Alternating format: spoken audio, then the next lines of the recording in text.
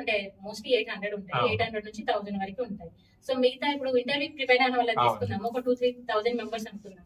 So మరి మిగతా వాళ్ళు అంటే నేను చెప్పాను ఒకటి, వాళ్ళు ఎనీ స్టేట్ గవర్నమెంట్ ఎగ్జామ్ రాయొచ్చు.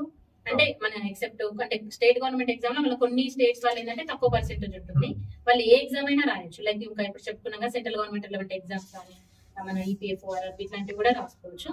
లేదు అని అంటే ఇది మన సబ్జెక్ట్ నాలెడ్జ్ నేర్చుకుని దానిలో మూవ్ ఆన్ అవ్వచ్చు, అది బెస్ట్ ఆప్షన్. ఇంకా మెంటర్షిప్ అనేది ఇప్పుడు ప్రెసెంట్ డేస్ లో చాలా ఉంది.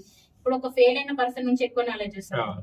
సక్సెస్ అయిన వాళ్ళు ఎలా సక్సెస్ అయ్యామంటే నేను టైం టేబుల్ పెట్టుకున్నాను, చదివాను, చాలా రీజన్స్ ఉంటాయి. బట్ ఫెయిల్ అయిన వాళ్ళు ఎందుకు ఫెయిల్ అయ్యారంటే అక్కడ 100 రీజన్స్ ఉంటాయి.